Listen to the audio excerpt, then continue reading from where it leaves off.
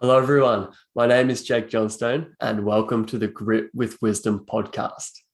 This is the podcast that aims to delve deep into the inner psyche and the mindsets of mountain bikers from all aspects of our sport in order to help you understand some of the tools, the tactics, and what it takes to push the boundaries of our sport from a mental and emotional perspective.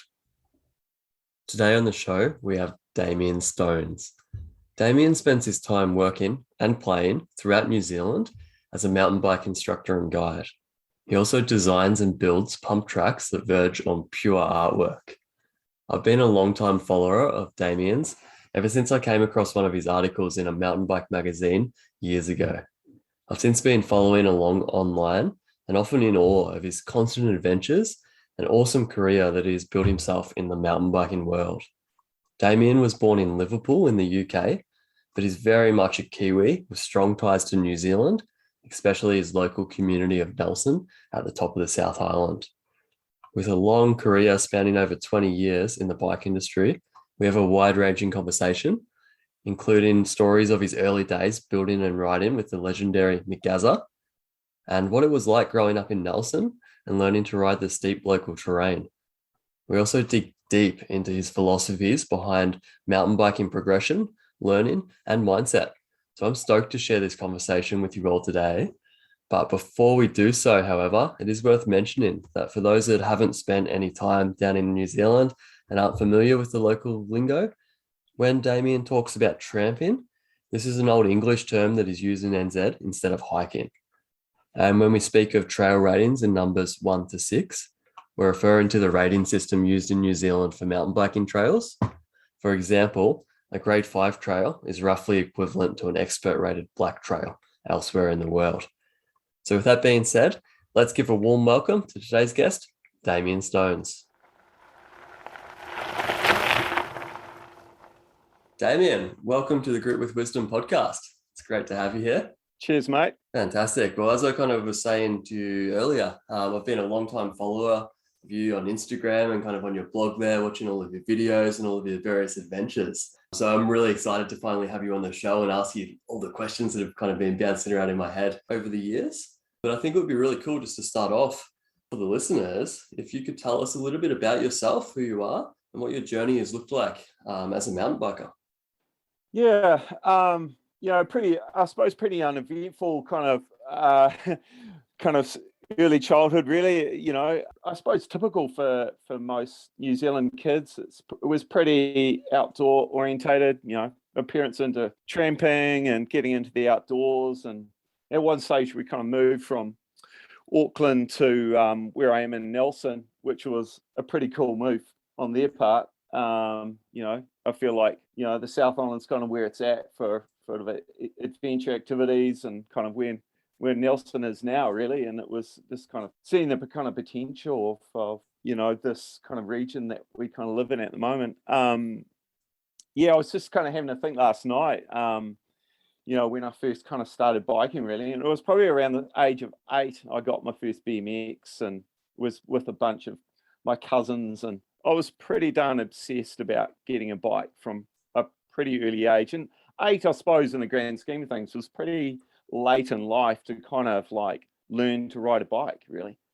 Considering where my kids, because like they were pretty much born and handed a bike, Yeah, absolutely. And, the kids now got running bikes and all sorts of stuff. They're kind of just born, what mates now that are getting kids. And wow, it's full immersion, for those kids that are born, they're pretty much born with handlebars in their hands, But for me at that stage, I was, for whatever reason, bikes were kind of like a pretty big focus point from quite an early age. My cousin's got these really shiny new BMXs, and I was like, oh my God, I want one of these, and one turned up and I was stoked, and I suppose, that kind of just planted the seed, from an early age. I didn't really, I suppose, go take it to BMX racing or anything like that. It was just, a vehicle for me to do some exercise. But I suppose, later on, through college and stuff, I was doing a bit of cross country, and I had a few outdoor teachers. They're into outdoors, and they got me into doing some running and multi-sport, those sorts of things. And I got a pretty primitive mountain bike in the late 80s, I suppose. It was it was a bit of a farm gate. Yeah. What's that? What kind of bike was it? Oh, I think it was an Avanti Montari. It was a big steel. I called it a farm gate, really, with wheels on it. It was, awesome. You'll grow into it, son. Yeah. And did you? And I kind of thrashed that thing until the wheels fell off it, really. Yeah. Fantastic. I rode everywhere. It was my independence.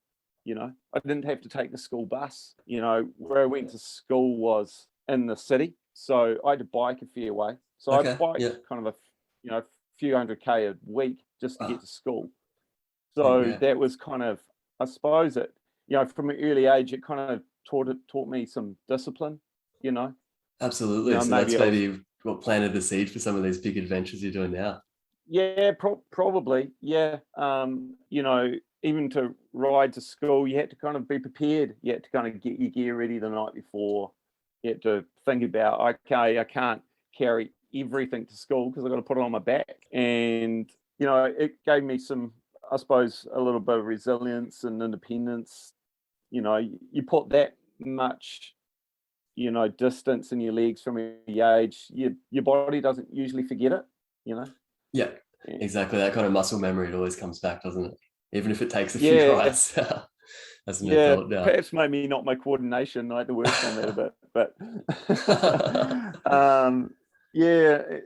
so that was, getting that bike was cool, and I suppose I dabbled in a bit of off-road at that stage. It was like I was just like one kid, And I suppose the school I went to, the local school, Nayland, there was mountain biking just emerged. It was just emerged, and there was a few people there that kind of took it to a pretty high level. There was some people at Rice down, just my year group. It was kind of weird. There was just a whole bunch of us that were really into it, and some people went Rice for, did a whole bunch of multi-sport or Rice downhill, cross country, and on national and international, went on to international level, So being surrounded by those kind of people, was quite motivating, Yeah. Yeah, that's fantastic. It's amazing what the mountain biking or just cycling in general can teach you. All the stuff you mentioned earlier about discipline and stuff like that. And then also your peers around you as well, what you can learn from other people and kind of just getting stoked on other people's energy. That's awesome. Yeah, exactly. There was, in Nelson, there's never a shortage of just ringing somebody up and going, I want to do a short ride today, but, next week it could be some multi-day mission that includes multiple kind of sports, pack rafting, whatever you want. It's they're there waiting, So it's a pretty cool town for that way. Yeah, it's fantastic. That kind of leads into the next question I had there for you.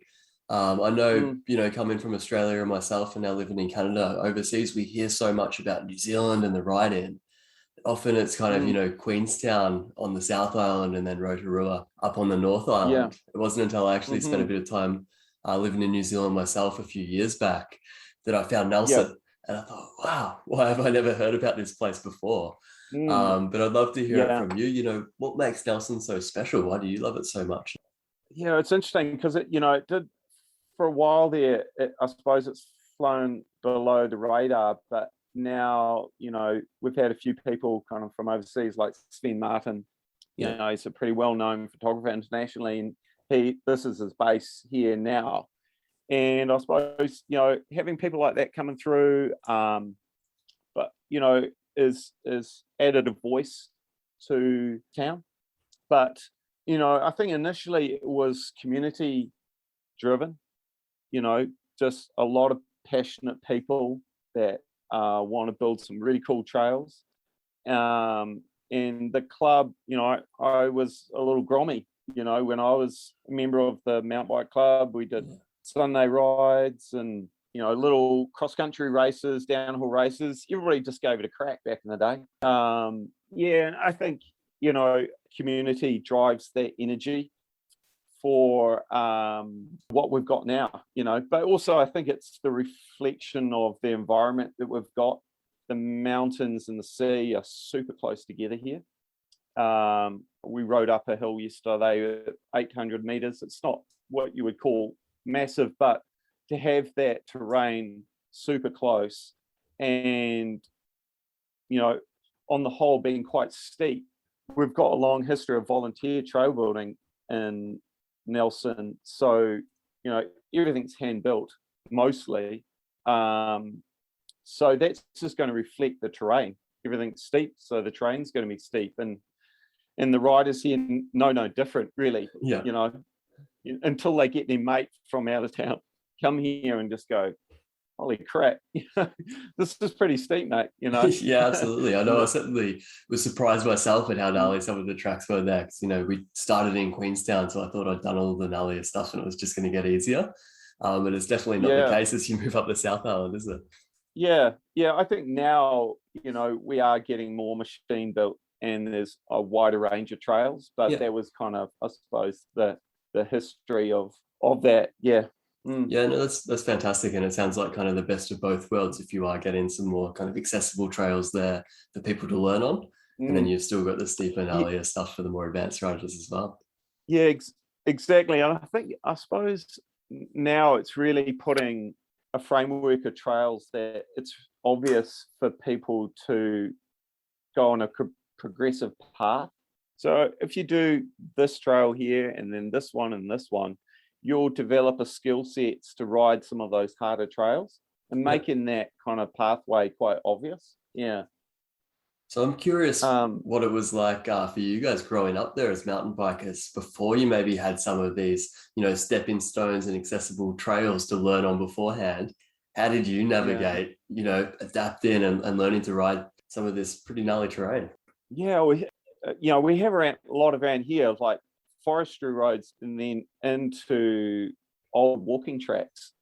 So we just ended up riding those old walking tracks. Okay, and we just had rigid bikes and so you just deal with it, and you'd go on these bunch rides. I remember meeting up in front of a bike shop in town and maybe 6 or 7 people would meet up, and that would be a good chunk of, there would have been only 30 or so riders at that stage in the town. So you just kind of, you dealt with what you had at the time, And I remember doing, the ride I did yesterday was Up Fringe and Black Diamond, and then into a quite well-known trail called Peking. And Peking didn't exist back in the day, but Black Diamond did, and I rode that quite regularly on a rigid. Some sections you carried, some sections you rode. It was And I guess it's one of those things. The technology wasn't invented yet for dropper posts and dual suspension. You didn't know what you were missing out on, so you just got on with it. Yeah, exactly. Yeah. And you just wanted to kind of tick off all these trails that possibly had walking tracks or whatever that hadn't been ridden. So you just, it was, everybody's exploring and dealing with it. So did you ever have any kind of conflict with different kind of trail users as mountain biking, became bigger and there started to be more mountain bikers, say, on the walking trails? Yeah, I suppose, things like the Richmond Forest Park, which is right behind Nelson, we were pretty much just riding like tramping tracks, or there's an old rail trail up there. And at that stage, back in the day, the trampers and the mountain bikers and the runners or whoever it was on, they're all pretty much the same. They were just outdoor enthusiasts that were keen to get out. And so you generally, it was your mate that you met on the trail that was tramping or was running. So there wasn't that sort of conflict. I suppose as the sports kind of matured, you've got people in mountain biking now that probably don't maybe have the skill sets or outdoor skill sets that some people might have had back in the day, because this is their sport, this is what they do. They don't really do anything else, or they might be just new. This is their gateway into getting into the outdoors, super accessible. Buy yourself an e-bike, which is awesome, and I think that's why it's grown exponentially, like e-bikes are great for the sport, Absolutely. So, it's great seeing so many more people just be able to get into mountain biking that maybe wouldn't have been able to get into it beforehand or would have had a harder time. Yeah, exactly. And it's just brought that accessibility down, But I think, we've got quite a well-known trail, a backcountry trail called the ÄFI. It goes from Golden Bay to the west coast. At one stage, that was it was called the Northwest Nelson Forest Park, and that was changed to a national park. And so that was one of the most famous kind of multi-day mountain bike trips you could do in the country at that time, and still is now. But at that stage, mountain bikers were shut off. You couldn't ride because it turned into a national park, and mountain bikes were classed as a vehicle. Yes, yeah. And so it took 10 years of kind of sort of battling to get access to that. And now, the Department of Conservation kind of welcome it. They've built bike stands, and it's just gone 360. Full circle. It's quite amazing. It is, isn't it? How city councils and authorities and even parks now have, started to wake up and realize that, hey, mountain biking is actually really great for the community, and can even, bring in money for conservation and all these things as well as, teaching people to value the natural environments that the mountain bikes are getting them out into. Yeah, and I think that's such an important point. You've got this whole audience that may not be involved in the kind of environmental sector, but there's this massive audience that ready to be educated, appreciate the outdoors. It's a really good thing. Welcome this whole audience. Yeah, and then they'll go home and they might ride to work, or it's a win. Yeah, having an awesome bike trip, it only takes one, doesn't it, to kind of fuel that fire. I always warn clients when I'm kind of teaching them on, their first ride or their first lesson, like, hey, watch out, this is addictive. Yeah, exactly. Yeah, and then all of a sudden you've got a garage full of bikes. Exactly right, and an empty wallet. Exactly. Yeah. That's awesome. So you've been involved in, obviously lots of cool adventures over the years, and lots of cool films as well that have documented some of those adventures. I'd love to talk a little bit about your latest film called Butter's film, Skip the Gym and Go Riding. Yeah, that film that just kind of evolved really. I'm kind of I suppose I do some freelance kind of trailboarding since kind of COVID hit really. I've kind of just readjusted what I was doing.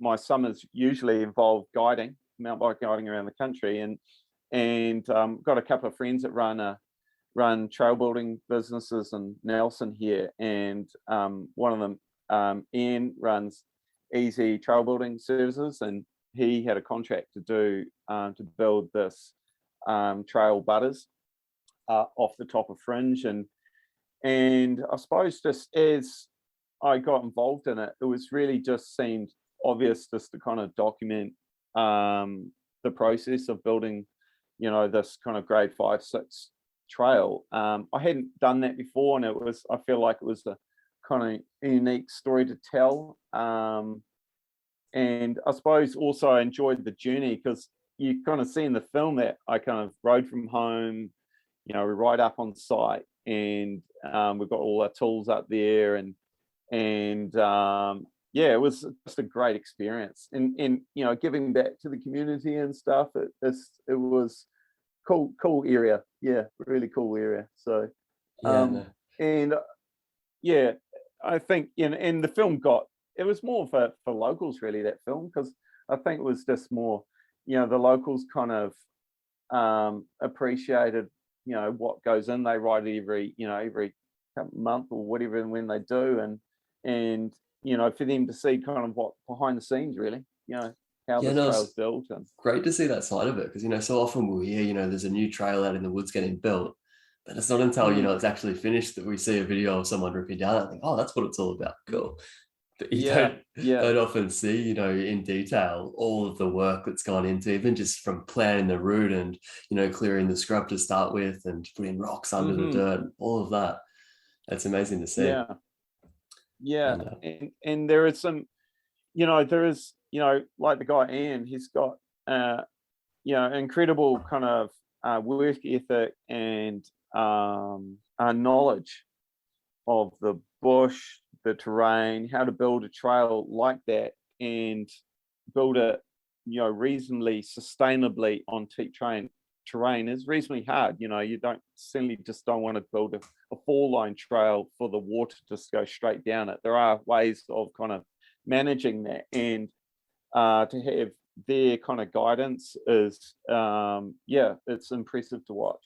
It's a really good point you bring up, because as our sport gets more and more popular, and even trail building itself gets more and more popular, we do have to make sure we look after the natural environments that we love so much, that we're riding in as well, and we're not just kind of building unsustainable trails more and more and more. Exactly. Even if they're steep and gnarly, it's still it's still possible to build them to a certain extent that is insensitive to an environment and is got good water management and all that sort of stuff. So yeah, that's fantastic. It would have been great for yourself going and working with some professional trail builders. I think that's something I'd love to do one day as well, to learn some of those skills. It's great insight. It's really great insight. No, that's fantastic. And now that this trail is done, I know something that was mentioned in the film, and we kind of talked about it a little bit earlier, was how steep the trail is compared to some of the trails elsewhere in other towns and other countries. So I'd love to hear from you, coming from an instructor's perspective. Do you have any technical advice you could give to people navigating steep terrain for the first time? So I know it's something a lot of people, including myself, have difficulties with. I think it's really in the preparation is not to jump into the steep trails too soon, and you learn your fundamental skill sets before you hone your craft on your grade 2 and 3 trails before you jump into grade 4s. Spend the time in that terrain first, and that's where you can experiment. You've got leeway to gain confidence and know when you come into a situation, I'm going to do this, and I'm not going to get myself into trouble. I think also when you do get to the point, okay, I'm going to ride these kind of let's say this grade 5 trail and it's butters, just scope it out, go down the terrain and take your time, break it down, not hitting features blindly, so you know what you're going into, maybe go down with a local and say, you've got this down here, you've got this little scree section and you've got this steep dropping corner and you've got to go high into it and all that sort of stuff. That gives you a process of kind of approach to the terrain. Absolutely. Some really sound advice there. I love that kind of calculated way of kind of building up your skills, taking a look with locals, checking it out, rather than just kind of hitting it blind and hoping for the best. Exactly. And it just gives it just reduces that kind of pressure and stress. It doesn't need to be. I think, and it's just going down to if you like go down a trail and you think, man, this is a little bit over my pay grade. I need to just go back and if I'm not having a good day, it's okay. Just walk sections. It's totally fine. I still walk sections at times. You just kind of say, I'm not feeling it today. It's fine. No, that's great. And really refreshing to hear that from a pro as well, because or, you know, a professional in the mountain bike industry, because a lot of people kind of like think, you know, we always see the videos of the pros, you know, smashing it and riding everything, and you start to think they're a bit invincible, and oh, why am I walking things all the time when these guys aren't? But as you just said there, in reality, we're all kind of on the same journey, just at different levels in our progression. Yeah, I think, you know, back in the day, I did some work with McGazza, and that was, I suppose, that kind of, after watching him go through a process of, we built these dirt jumps back in the day, and seeing his methodical, careful process, you know, warming up on a pump track, you know, checking the roll-in speed for the jump, and those weren't big jumps, you know, they were well within his limits, but still he was careful and calculated in the process, you know, with that wild exterior, you know. People think, oh, he's a huck and hope kind of, but he wasn't. You know, I've watched all the videos as well, so it's really cool to hear almost that behind the scenes view of McGazza there warming up and following the, you know, that same kind of incremental progression to get into the gnarly stuff. Yeah, exactly. You know, and whether it was a easy, you know, because small jumps can take out good riders. So, you know, you've got to go through that process and of preparation, you know, and you can see, you know, there's been some interviews like McGazza when he was at Rampage, and there was that documentary that Red Bull did, and, you know, you can see how calculated and careful he was going through that process. And even he said, oh, I'm not feeling it, I'm just going to dial it back, this is not my time at this, when he was on that particular, I think it was the last time we went to Rampage, but, you know, he just wasn't feeling it at that time. So you know, good call.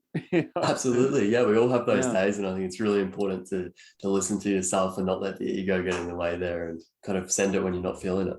Yeah, and that, you know, and, you know, when you're with a bunch of mates, and, you know, we've got this new jump line in Nelson that a guy, Tom Hay, built and he's, you know, incredible trail builder, and but you've got these new set of jumps in Nelson, and we don't particularly have a long history of like jump lines in Nelson. This is probably one of the first ones we've had, and I suppose, you know, and people are trying to figure it out, you know, and they might turn up there with a bunch of mates, and then, like, you know, a lot of kind of you know, there can be certain pressures with that, you know. Some people do it good, and like, how are you doing that? Or, you know, so it's I think that same approach can be taken to that, you know, just break it down, understand what's happening, you know. Absolutely. It's give it the time it deserves, kind of thing. Exactly. You know, you look at like, you know, there might be a little kid in the local park, and he's built this little lump, and he will hit that like 100 times, you know, to try and perfect his craft of learning to jump, you know. Absolutely. Yeah. You know, put that to a 40 or 50-year-old that wants to jump, you know. I think that's that kind of thing of like, give it time, you know, spend the time. If you want to learn it, this is how much time you do need to spend. It's a great point. Yeah, I think often as adults, we can kind of want to skip that process. We might go for a mountain bike ride and only hit one jump the whole time if the trails aren't particularly built for jumps. And then we expect to be good at jumps, whereas, in reality, like you just said there, we need to go back to that childhood mindset of riding a jump all damn day before we get good at it. And it's a little one. Just hone your craft. Yeah. Fantastic. I'm curious as well, we spoke like a little bit there about, you know, sussing out features and looking at things. If you come across, you know, something on the trail, whether you've built it or someone else has, and you feel you need to have a bit of a look at it, how long would you typically look at that feature for before you'll make that decision of, yes, I'm riding it, or no, I'm not feeling it? Well, this is an interesting one. I had this bike park I built back in the day, the 5-pit, and it had a pump track next to it. This is out in the country. I'm in the town in Nelson now, and me and McGazza built this kind of jump park, and it had four lines from like little baby pump jumps through to big, we call them A line, and they were big steep dirt jumps. Awesome.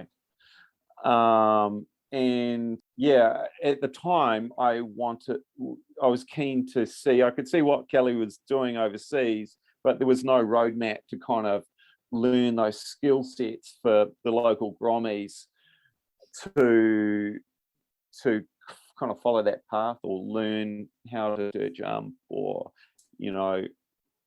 so me and him got together and built these dirt jumps, and they're still there. Somebody was actually maintaining the other week, and which was cool to see. That's and unreal, yeah. It was a very humbling process to go through, because we built this and there was all this energy put into it, and essentially I was in my mid-30s, I think, at that stage. I could see what was kind of happening in Queenstown. They had this kind of gorge road, kind of big dirt jumps down there, and there was kind of no roadmap and else to kind of learn those skill sets to kind of get there and ride those sorts of things. So yeah, so I built these jumps. I couldn't ride. I tried hitting the second line and it ended kind of badly, and I was like, oh. And so Kelly was like, mate, just start with the little ones. I kind of had to eat humble pie, I built these massive jumps and I couldn't ride them. And so it was a pretty funny situation, but I just spent hours spending time trying to get through these lines. Months on the little jumps, and then worked up the next ones and just did them until I could do them in my sleep, essentially. But it wasn't until probably a year later or more, I think, that I got through that big line on the right-hand side, this A line. Wow. So and how did that feel, the first lap when you ticked that one off? Oh, it was unbelievable. Yeah, it was such a milestone. Yeah. For me. And,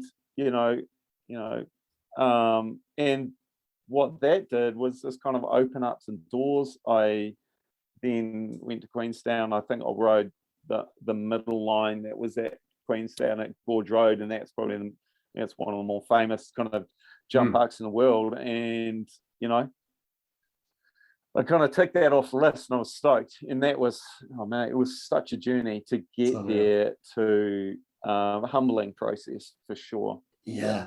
And so great, being part of building those jumps with McGazza, and then, spending a year kind of practicing until you ticked it off. That would have been unreal. Yeah, it was. And to kind of, I suppose, by building your own jumps, you're kind of understanding the mechanics of like how a set of dirt jumps work, how six-pack works, and, pumping all those transitions, loading up on the takeoffs, all that sort of stuff, that kind of, maintaining the jumps, all of that kind of, I heard 𝗬𝗃𝗀𝗀𝗆𝗆 kind of talking in a podcast recently, and he was talking the same sort of process. You learn a lot by building your own kind of feature or corner or pump track or jump, and Absolutely. How they actually work. Yeah. Do you ever experience any kind of fear of the unknown when you've built something, no one's ridden it yet, and you're like, okay, it's time to test this thing, let's see if it rolls?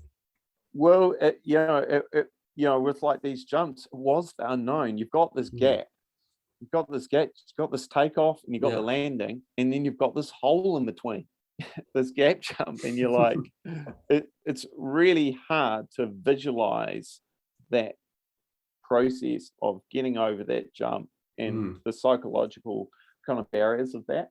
Do you have any kind of tricks or tips you've used yourself to kind of get through that barrier of doing a gap jump for the first time? I think now I have a better kind of understanding of like mechanics of what happens in jumps. It was a little bit like feel. I suppose getting back to that that discussion we had earlier, it's really just breaking that down. Is like going back to a tabletop. You know that you can, if you don't get onto the landing and you may case it, you're still going to live, you know, and not injure yourself.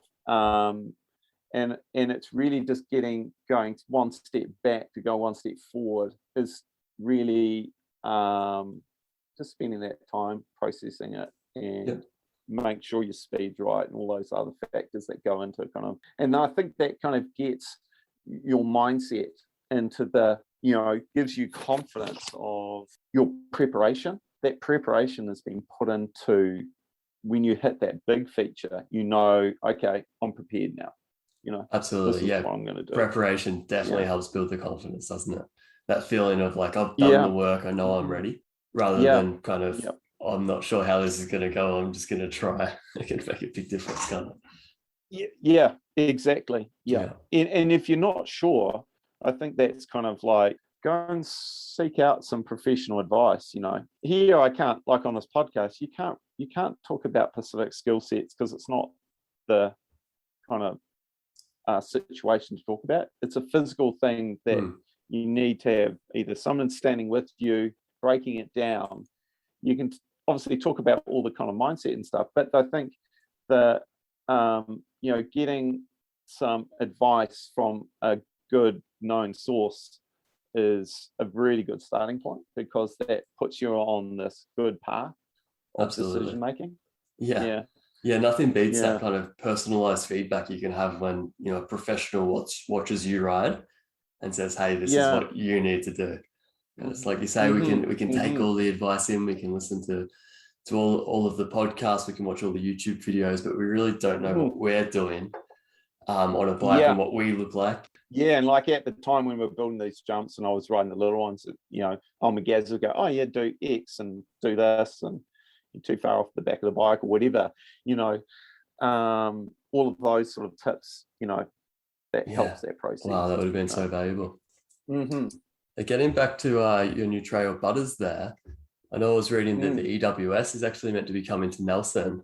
It was meant to come last year. I'm curious, is it still going ahead this year? Like, what's the latest on that one? No, I don't think it is going to go ahead this year, unfortunately. I think it's, you know, it's just a little bit too difficult, I think, just with the climate. Like we were saying kind of before we hit record here, the travel scene's certainly a lot different these days and a lot harder.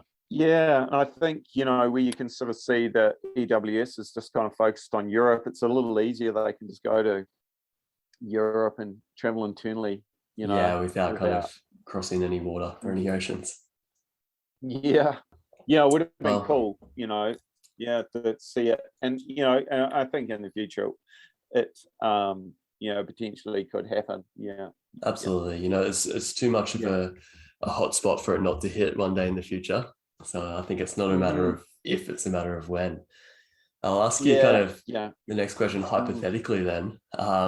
When the EWS does come to Nelson, who would you be most excited to see race down Butters? It was funny, we were kind of talking about this when we were building it actually, and I think 𝗬𝗃𝗃𝗃 came up. Oh yeah. And I think mostly because there is a lot of off camber and a lot of kind of like potential for inside lines. Fantastic. Which he is the master of. So that would certainly be a sight to see. Oh yeah. And I think, I'm not sure if he has come to New Zealand before. It would be, it'd be awesome to see. Any of those kind of top riders would be amazing, really, you know.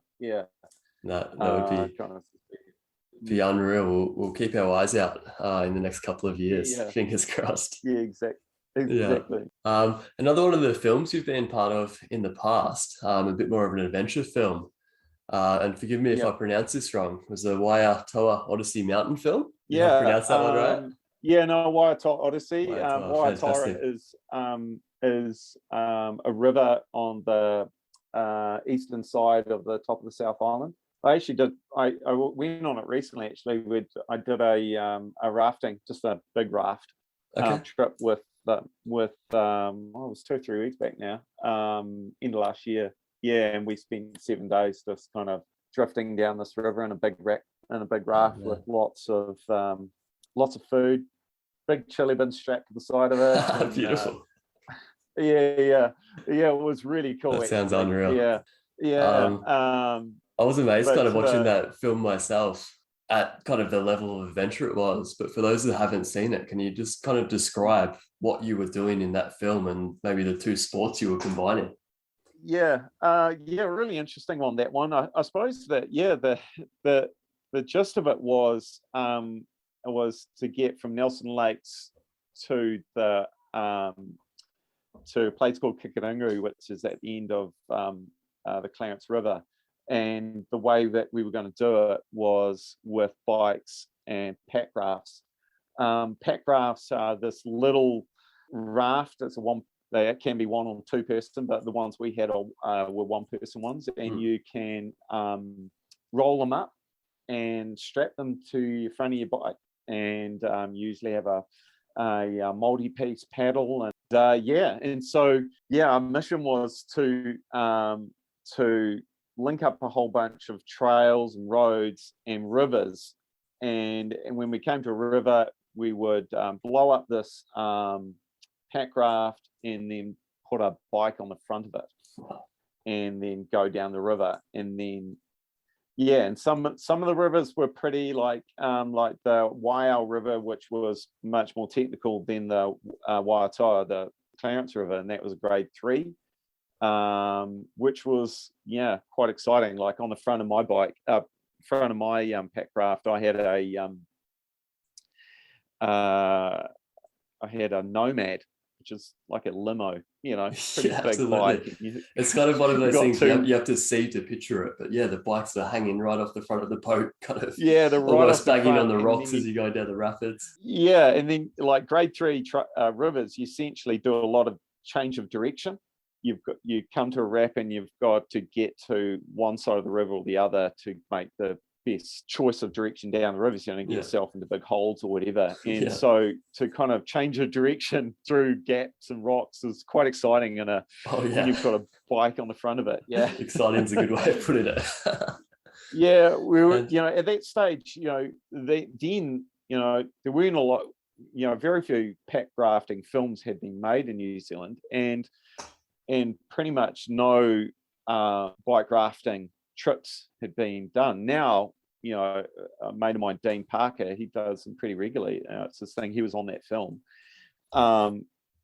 In the States, there were, people had done it before, but, by combining a pack raft and a bike, you can open up all this terrain that you didn't really imagine before. You can link up rivers and passes and, make these routes through the country that, hadn't been imagined before. So, and then find these kind of like, we found this big scree line on the side of, that was kind of my main kind of aim of this trip, is trying to find these kind of free ride lines off the side of the river. Unreal. And as I was watching that film, I was right there with you. Kind of, was it the 3rd day when you got to the scree hill you thought you were going to ride, and then all of a sudden it wasn't going to work out? I thought, no, they're not going to get the bikes out after carrying them all the way down.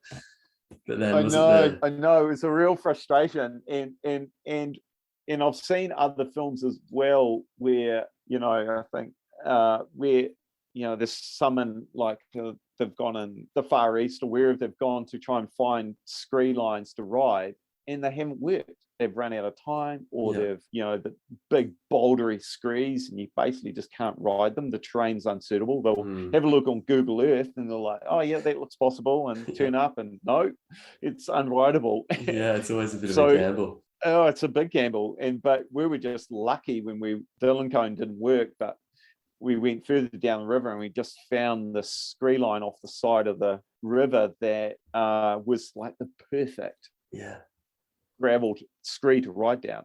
It was like a powder day for mountain biking. That's unreal. Had you done much of that kind of free riding on scree before, or was that a first for you? Oh on and off. I kind of like as a student, we kind of rode scree lines around the Craigieburns near Christchurch. There's a heap of it around there. And then behind Nelson there's places, and the Rainbow, and which who've got big scree lines. So yeah, you really do have it all down there. That's awesome. Yeah, it's pretty cool. Yeah.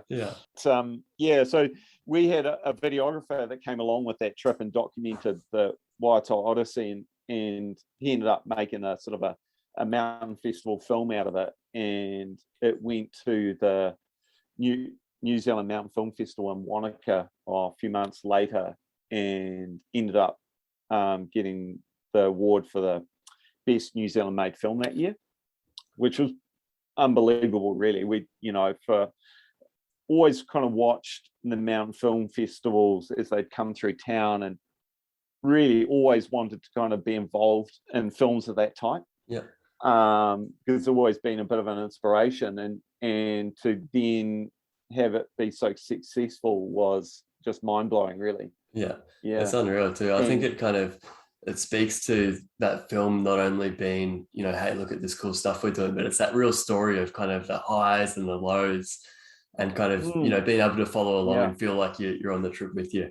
It's really well done. Cheers. And it seemed to be reasonably well. It was just one of those genuine Kiwi kind of adventures, really. Absolutely. And it went to Europe and the States and traveled around a bit, so it was cool to see it where it went. No, that's great. For anyone interested that's listening, I'll put the link to that film in the show notes, as well as a couple of the other ones we'll speak about as well. That's great. And now you're not just doing this stuff for fun. You're actually, you've actually made a career out of kind of doing these adventures and mountain bike guiding and trail building. I'm curious, as someone who's, just starting out really in the mountain bike world myself, how did you navigate building this awesome career in the mountain bike world as someone who wasn't, all that interested in racing in the typical way you'd, maybe become a pro mountain biker? I suppose, it's really, I suppose it's just following a passion, really, of whether it's like pump tracks or, adventures or guiding, I think.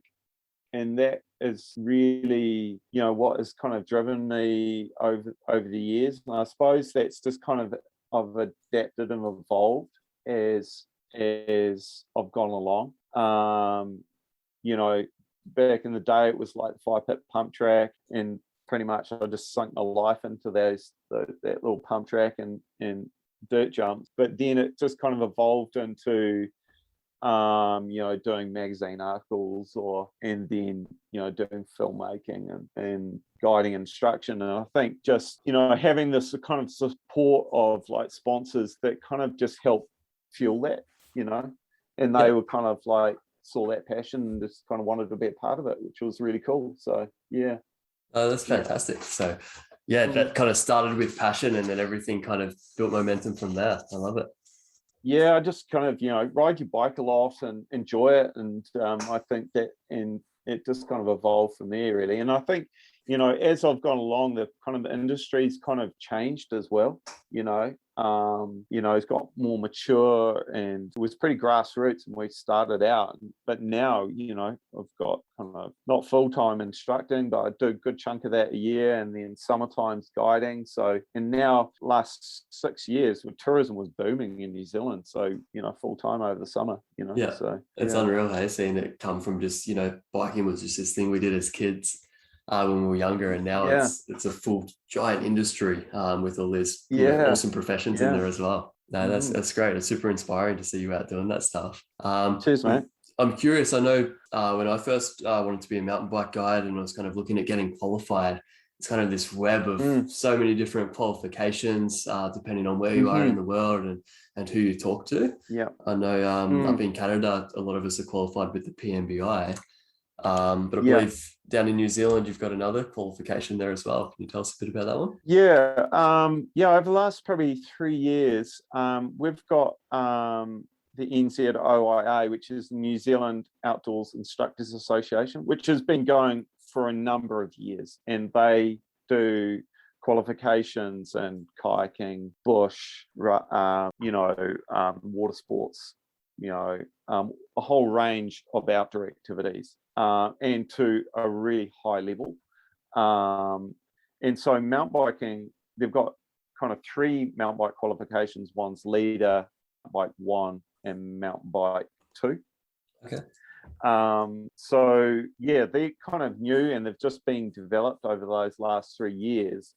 And yeah, I mean, I've essentially been part of that kind of journey and got mountain bike 1 and mountain bike 2. And so to give you an example, like mountain bike 2 is the components which they assess you on is guiding and instructing up to grade 4 trails.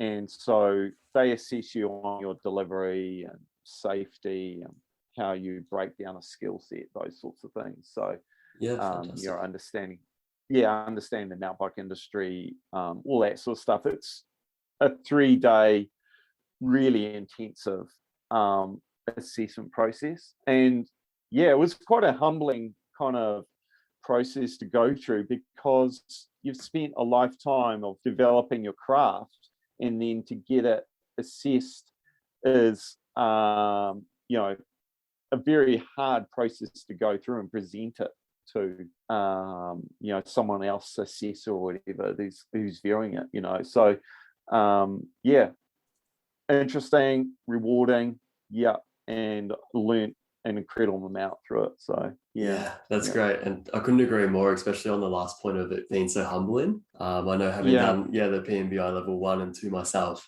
both of those courses, I went away just being like, wow, it's one thing to be able to get down the trail, but then it's another thing to be able to get down it, with any finesse, and then to be able to teach those skills to other people. So both times I've gone away and just been like, right, it's time to, take 3 steps back and just really practice in order to get those skills dialed. And it's good, going through that process is great for your own skill sets, and then being able to break down that skill set and present it to someone else is in a very digestible manner is quite rewarding. Absolutely. No, that's great. Really cool you've been part of that qualification down there.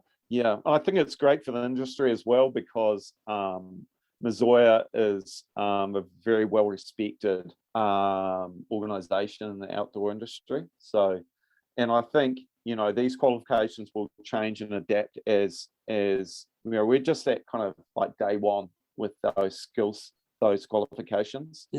And I think as the industry matures, ideas will change and adapt. And I think that's, and ideas will change too. So, the way you present a skill set, or, bikes will change. So you're going to have to adapt to that. So, I mean, that's a huge point, isn't it? As the industry changes and as the bikes change, so does the way we ride them, and therefore what we're teaching as well. You probably get it as well, right? In kind of people going down steep stuff and kind of getting way off the back of their bike, because maybe that's what they used to do in the 90s, or that's what they used to see before we had drop posts.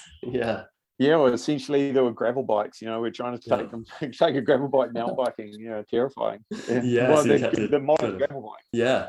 More like kind of survival mode, just hanging off the back rather than being like an active driver like we are now. Exactly. And I think but also the fundamental mechanics of what a bike does is not going to change the core, but there's things around the outside which are going to change, over time, trails or the bike design, those sorts of things.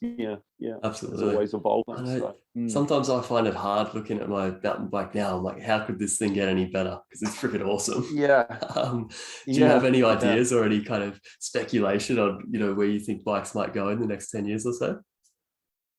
I think it's going to be incremental changes over time, like suspension. I think it's like with technologies you were talking about before with podcasts. Back in the day, it was just a specialist thing that specialized people with that sort of knowledge would do a podcast.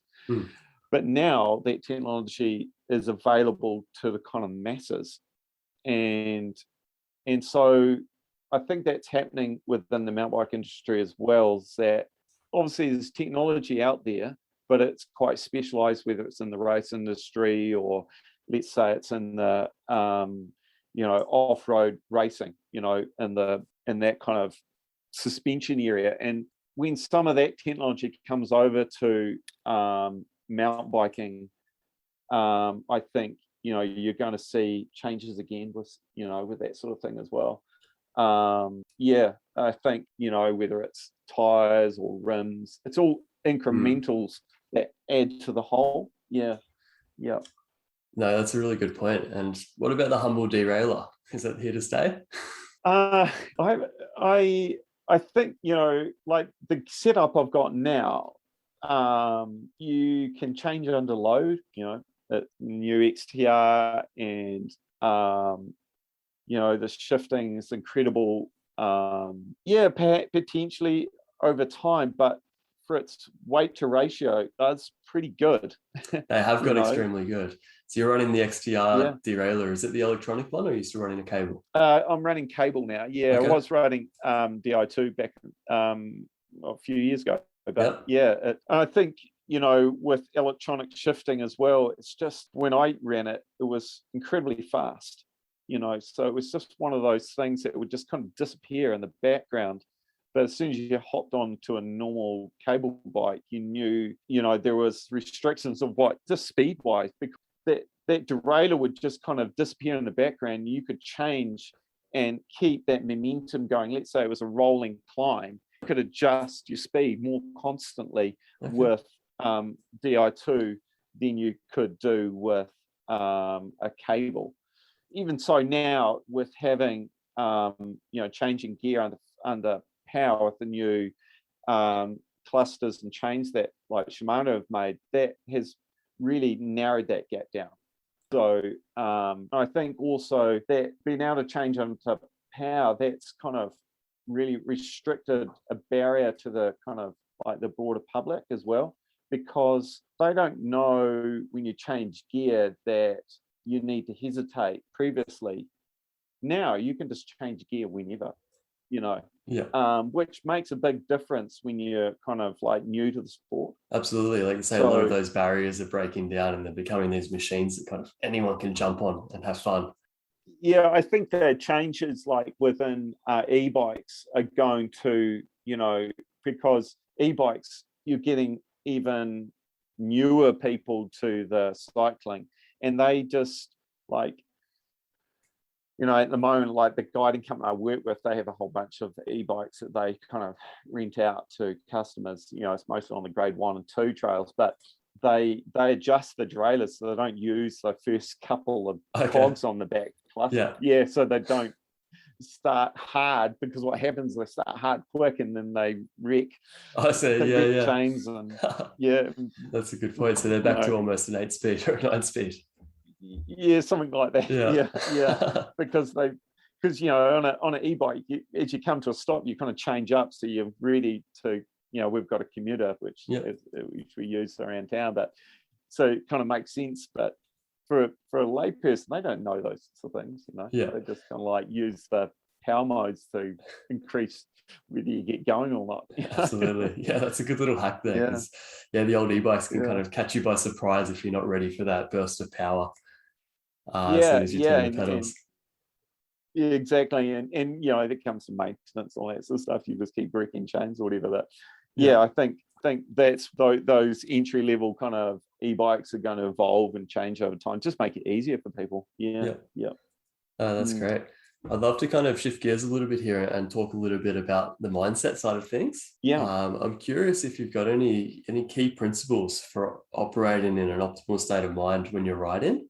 And then to make this even more of a loaded question, does this mindset kind of differ for, say, setting up for a steep Nelson line, or, getting yourself into a state for doing a big, multi-day backcountry mission? I think, I suppose it's easier for me to use an example. Like, we rode the Peking Trail, which is, it's one of our close backcountry technical grade 5-6 trails. Is going into that terrain, well rested, not under fatigue, prepared, your bike's prepared, and I think that all leads into giving you confidence, because you've done the groundwork to go and ride on that particular technical bit of trail. You can keep up with your mates because your fitness is there.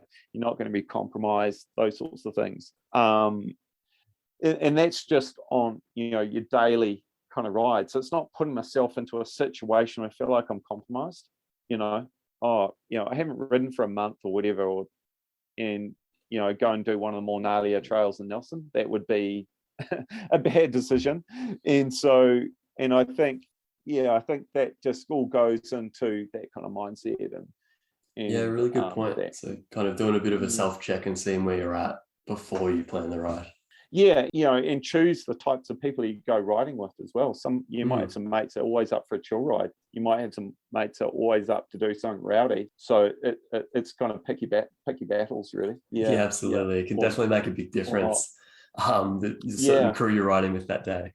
Yeah, exactly. I think with like backcountry trip, they're a slightly different kettle of fish as well, is that it's mental preparation, and that goes in turn with your physical preparation as well, so that you've spent some time in a pack raft in a river, you've gained some confidence, you're feeling comfortable in that environment. If it's a multi-day bike trip, you've done some bigger days leading up to that, so that you in your mind say, oh yeah, I've done an 8-hour day on a bike, I know that's coming. I'm going to be prepared. Together with that physical is your equipment preparation as well. Leading up to big trips, even guiding trips, I'll basically clear the decks in my garage and just lay out all the equipment that I need for a particular trip. And it might be on a guiding trip, it might be trips within trips. It might have a ghost road, but then it might have other trips within that. So you've got to prepare for that. And that might take a few days, go away, look at it with a fresh mind, or develop a list with all the equipment that not reinventing the wheel as well, using equipment used before, so that kind of all sets you up when you're going, like within a guiding trip, is that you've prepared, you've put yourself into a mental state which I'm ready, I've done as much as I can, but also you're always going to get these kind of curveballs that are going to come at you. So just having those a response to the what ifs, that's fantastic on so many levels. I love kind of that idea of the preparation there to get rid of as many of the unknowns as possible, so that you can just be in a confident mental state.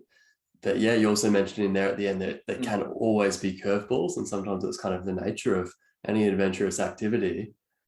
What do you do, or what kind of mental process do you go through when you do, say, get a curveball?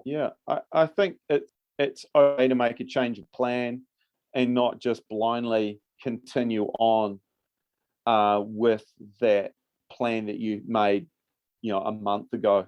And I think I've got a little kind of motto, it's called slow it down, smooth it out.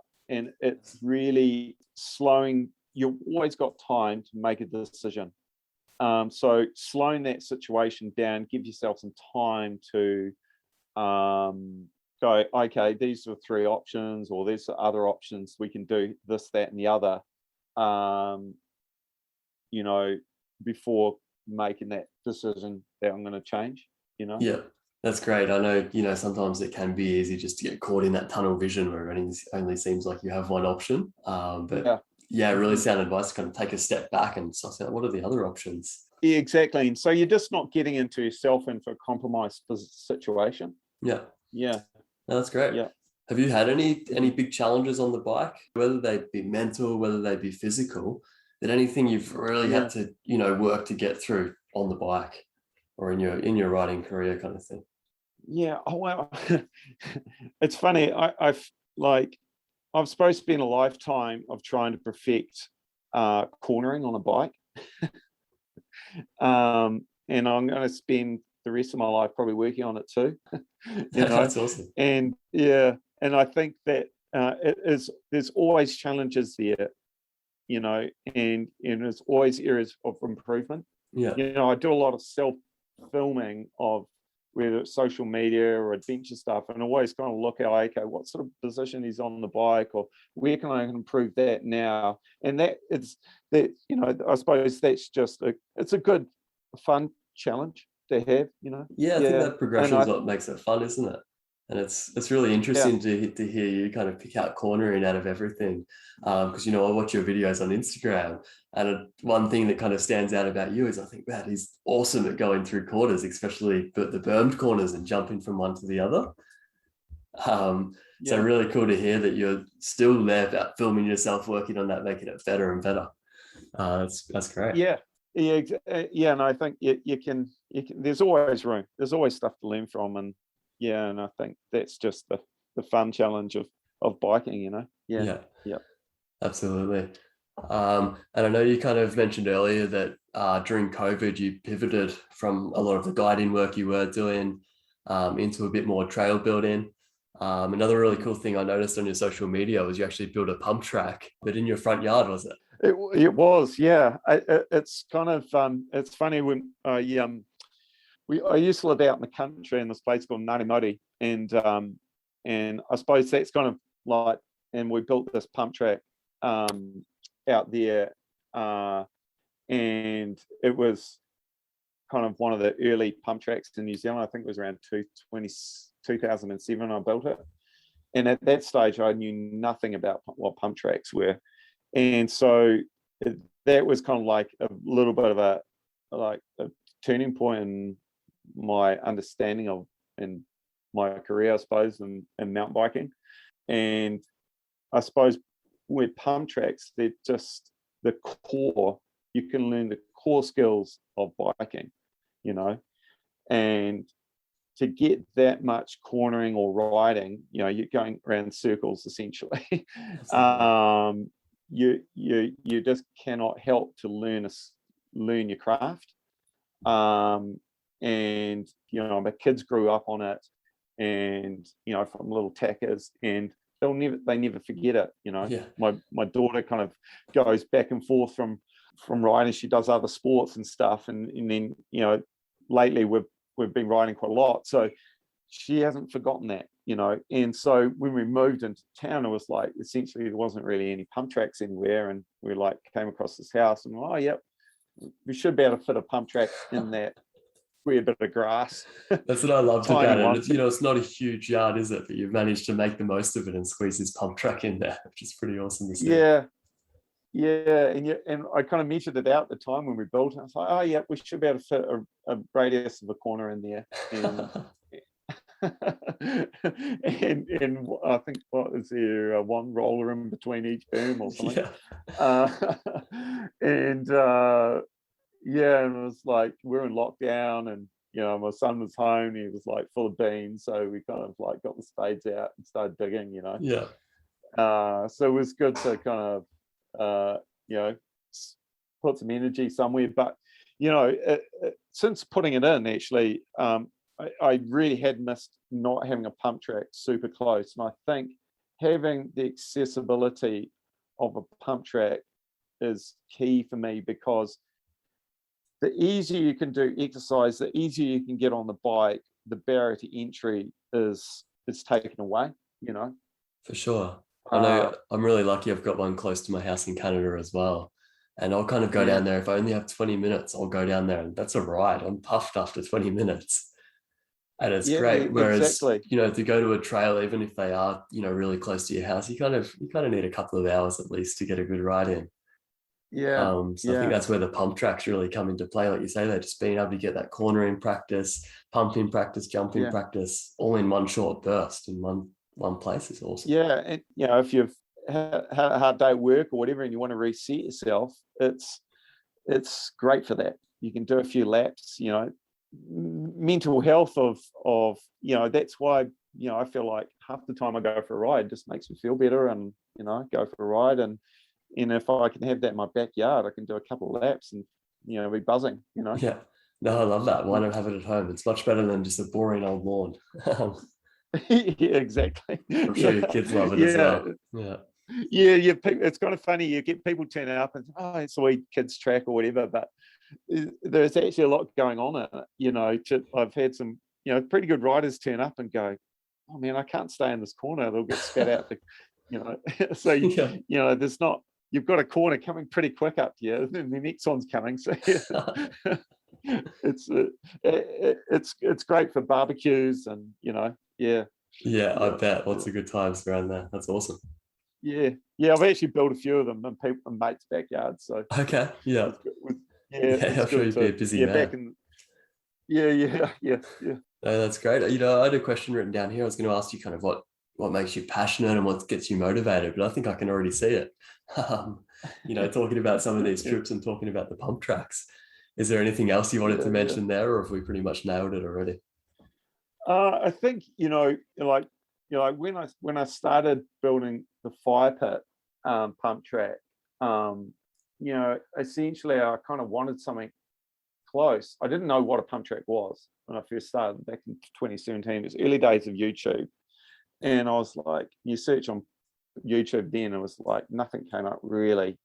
And so I was trying to figure out to have something close. So I had young kids, could travel, and when you've got young kids, you've got a small amount of time.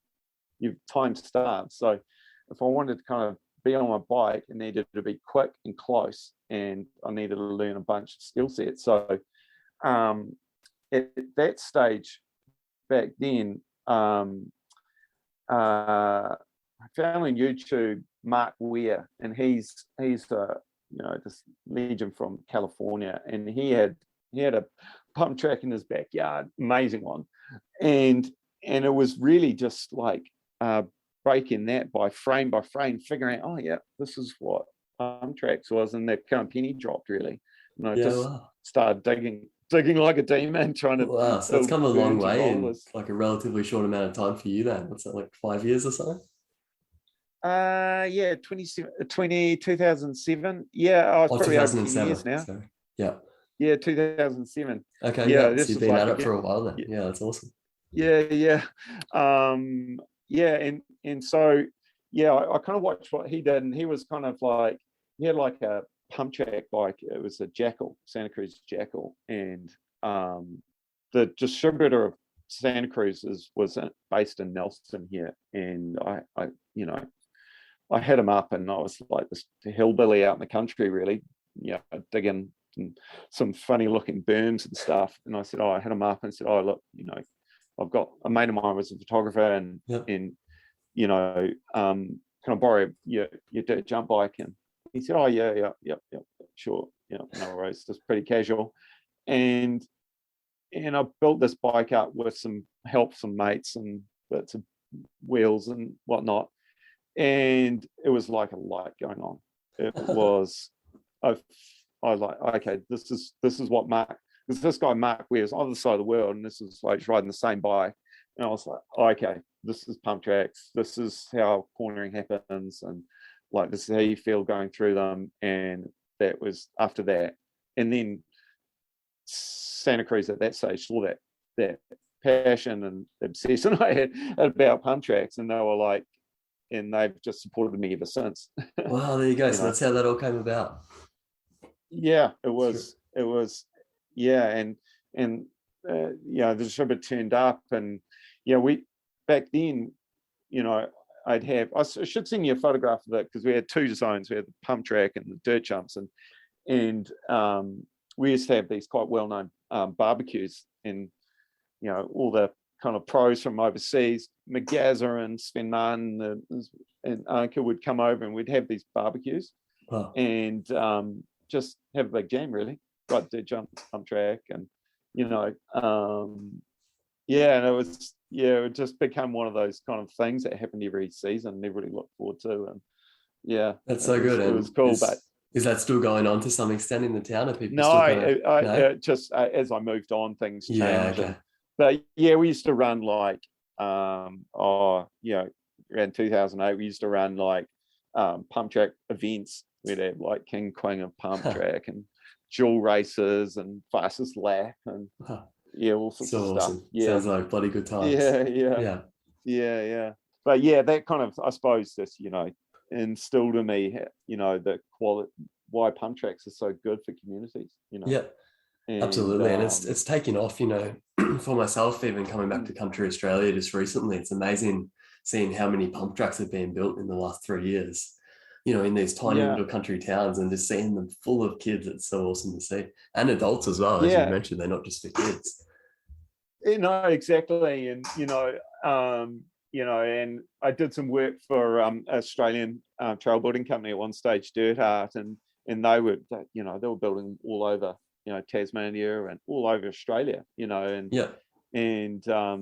you just can't underestimate how good they are for communities. Now they're kind of like, I've kind of stepped away from kind of designing and building them, because they're kind of more kind of, they're civil construction, they're big ticket items for communities, and the asphalt pump tracks, and it's great where the kind of industry's kind of taken it.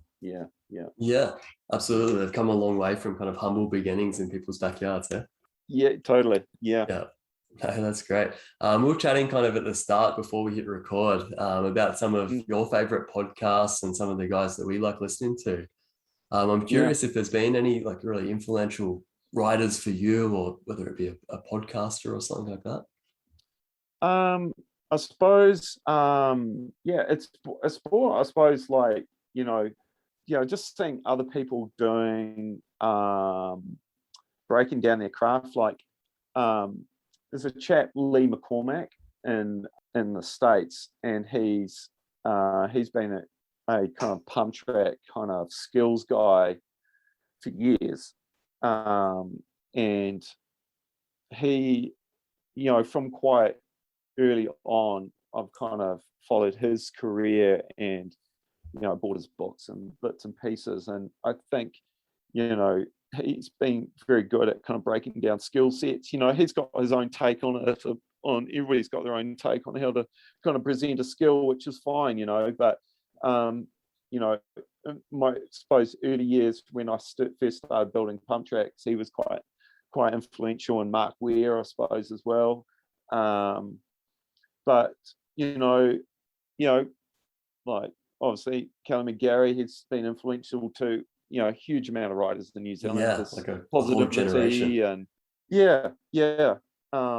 but I suppose kind of look to other sports as well, like kayaking or skiing, or whether it's surfing, or other multi-sporters which are doing stuff in the outdoors, and that kind of gives me a bit of inspiration to kind of get out there and do different things, combine different sports and stuff too, and I think it makes you think outside the box. Absolutely. Yeah, I love that kind of idea of looking to some other sports to get inspiration for mountain biking. That's one I don't hear too often. Really cool point. Yeah. Fantastic. And earlier you mentioned one of your sponsors that helps make all this stuff happen, 𝗬𝗏𝗃𝗃 there. So who are the other sponsors that help you kind of keep this dream going? Yeah, I think for me, they're kind of like these sponsors that look after me. I suppose it is quite a personal level. These people quite well. Some of them own their own companies, or the people within that. They all ride bikes. They're all passionate about their kind of sports and stuff. And one of them is Grand Effect. They're a kind of a clothing company from Christchurch, and they're New Zealand owned.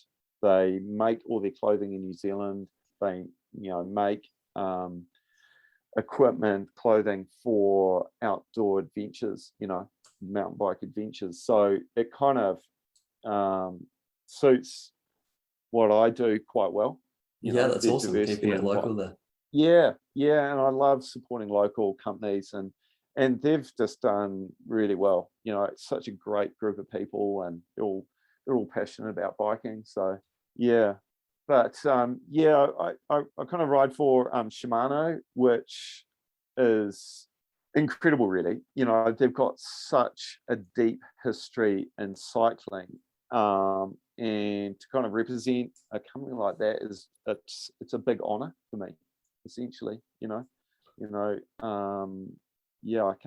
what can I say more? It's incredible to have this. Yeah, and it kind of speaks for itself, doesn't it? Just some of the trips and some of the places that these bikes with these components on get you. It's unreal what they've managed to achieve. Yeah, it is, and to have that support just makes doing these kind of trips, or coaching kids at local schools, much easier for me. I can just focus on that, and they're really willing to support it, which is awesome. No, unreal. So on the subject of the trips there, obviously you've been part of so many what look like bucket list adventures to me. And I'm curious if there's just one that stands out to you. If you have to pick one for any reason, what would it be? It's an interesting one on that one. I was kind of thinking about that last night. I suppose, for me, it's like doing a family bike trip, really. And I've documented occasionally them, but every year we have done. They've got a bit older now, my kids, but we would ride the 𝗽𝗨𝗃 pretty much every year, and started off with my son when he was, I don't know, he would have been under 10, I think. Wow. And I went with a mate, and he took his son as well, and we'd just take our time. It was like going on a tramp. We would just every day was a pretty short day, and we'd take lots of food, and I suppose over the years my daughter came on as she got a bit older, and we've taken her on the Ghost Road, and those types of trips were super rewarding, and the kids have never forgotten them. My son now is working in the outdoor industry, and he's doing his thing, so what an awesome education, getting them out there young. It's so great. But I think my sort of takeaway of like taking kids into the outdoors is kind of it's the same thing as putting those building blocks in place, so you're not setting them up for failure. They kind of grew up on bikes, and we did little mini trips, like a half an hour trip into the local hut and just stay there and come back out again. Or lots of laps on a pump track or something. It's not, we didn't kind of do that kind of full kind of jump into it. That's a really good point. I think it doesn't matter whether it's kids or even adults doing it for the first time or getting their fitness up. As someone taking someone else out, I think it's really important to remember the whole point of it is it's meant to be fun. Setting it up for success and making sure it will be fun for everyone involved, and maybe not just for yourself as a more experienced guide out there. Exactly. I think I've ruined my kids because they just want fun stuff all the time. Oh, that's awesome. No, I know I come across a lot of kind of clients who come to get a mountain bike lesson because they're sick of being dragged down the hardest trail on the mountain by their husband or by their mates, and they just want to ride the greens. So in the end, they come in and pay for a lesson. I think that's a good point, because so often like people taking that might be their first time on the e-bike, or which makes things barrier to entry less, but then people being put in positions which they're not comfortable in. Some people rise to the challenge, obviously, but it's not setting people up for failure. Great advice. So in terms of yourself riding, what's the best bit of advice you've ever been given by a mentor about mountain biking or about mindset for mountain biking? I think we might have touched this on earlier. I think this is one that McGazza gave me when I was kind of like learning to ride, and that was his kind of breakdown, of and being calculated, finding some smaller jumps to ride on before you hit the bigger ones, and I think like in Nelson at the moment, we've got this new jump line, but there isn't a particularly obvious roadmap to kind of learn the skill sets to ride it. Really do need like a easier set of jumps to kind of for people to hone their craft. I think like his advice was really to be patient, take your time, build those skill sets up first before you kind of start jumping into the deep end. Yeah, that's great. It's really good just to revisit that again and hear it. And I think the listeners will really like it too. Hearing it from such a trusted source, no Yeah, better than yeah. McGazza. That's great. Mm-hmm. And on that same kind of note, obviously, we can learn a lot about mountain biking, but I'm curious if mountain biking has taught you anything that you've applied to life outside of mountain biking. Yeah, I suppose what it's taught me is discipline. Like a routine, something, a reference point to go back to. Yeah. I've always got the bike in the shed. You're having a bad day, just go out for a ride and you probably feel much better about life. Perseverance, I suppose. That has probably taught me that probably, to get that perseverance, it's not going to happen overnight, but it's going to happen if you keep pursuing it. Yeah. And that, I suppose that's be patience as well. Yeah. Try to anyway. So many good life skills we can learn from just, getting out there and having fun on our bike. That's great. Yeah. Yeah. And you mentioned a bit of a motto earlier. We may have already kind of answered this question, but another one that I always like to ask people is if they have anything such as a motto or something they repeat in their own head to keep themselves grounded when they're riding. Maybe you're doing something tricky or you're starting to get some annoying brain chatter. Do you have anything you kind of say to yourself?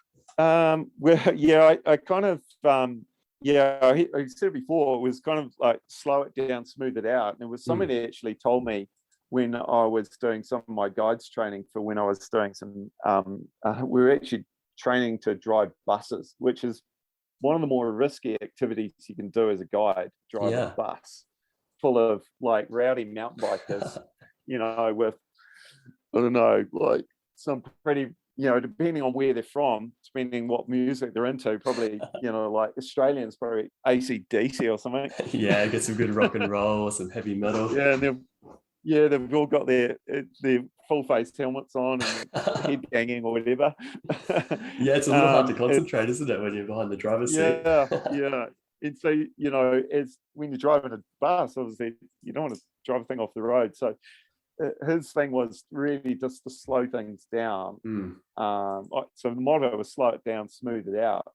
And I think taking that to riding is give you some time to process, because when you're learning something new, you need time to process what's coming at you visually. And driving a bus, they don't stop very quickly. So you've got like a corner coming up 10 kilometers away, we better slow down now. So that kind of mentality you can kind of take through life a little bit by just giving yourself time and smoothing it out, is that kind of, start turning earlier on the radius of the corner, not just trying to cut it. And that can lend itself to biking as well, whether you're driving a bus or driving a bike, Really interesting too. And it's funny because we kind of say, or you're saying there, slow it down, smooth it out. But I know from watching lots of races, whether it be on mountain bikes or rally cars and things like this, often the smoothest riders or the smoothest drivers are the fastest ones at the end of the day anyway. Because they're not kind of, coming in all noise and kind of overcooking a corner or something like that. Yeah, and when you're teaching people, when I'm teaching people, you're kind of like, and things start connecting. They feel like, well, that didn't feel like anything. It feels smooth and connected. And so that's when everything's working, it doesn't feel out of control. You feel in control and everything's connecting. Absolutely. And that kind of buzzword we keep hearing in the mountain bike world is flow. Everyone wants more and more flow trails, more flow in their own riding. And that's kind of it. That's what you're describing there, isn't it? Kind of slowing it down, smoothing it out, and it all just working. Yeah, exactly. Yeah, and it starts to work, and you're like, all of a sudden, it's like, in the last year, I was spending a lot of time rewriting corners, walking back up, rewriting it, so scoping places to teach people certain skill sets. So I'd ride certain trails and try and ride them as smooth as I can, as quickly as I can, all that sort of stuff. And so that kind of, you soon start to see where things don't work for you or do work, and where you start connecting, and that's either that speed and smoothness starts coming together as a whole. It's a great feeling when it all starts to connect. Yeah, nothing beats that feeling. That's great. Yeah. In your opinion, as a mountain bike coach, what is usually the biggest obstacle that people face in achieving their riding goals? I think there's a few things there. I think it's giving people themselves time, not overcommitting.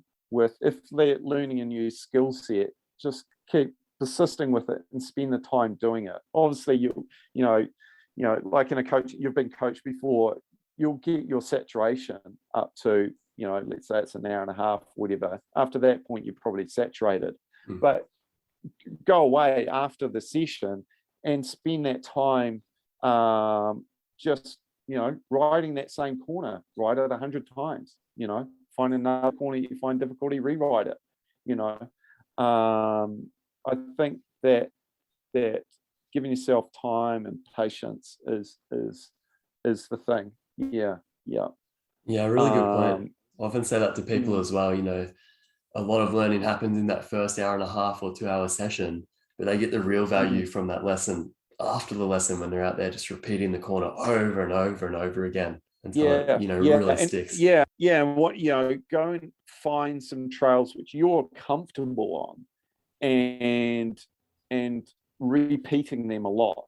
You look at like the British riders, they've got small hills and terrain that they lap on a lot, so they get to know that trail really well, and so they're comfortable. And so once you get to know a trail really well, you can then start experimenting on it, or you get to understand that how these corners work, and then you get understanding of where your skill level is at as well.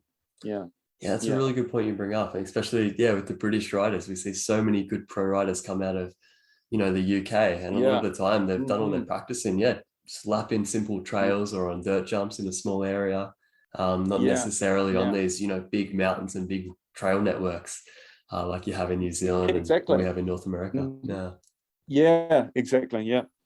Really good point. And on that same kind of note, but on the more mindset side of things, in your opinion, what is the biggest misconception people have about mindset for riding bikes?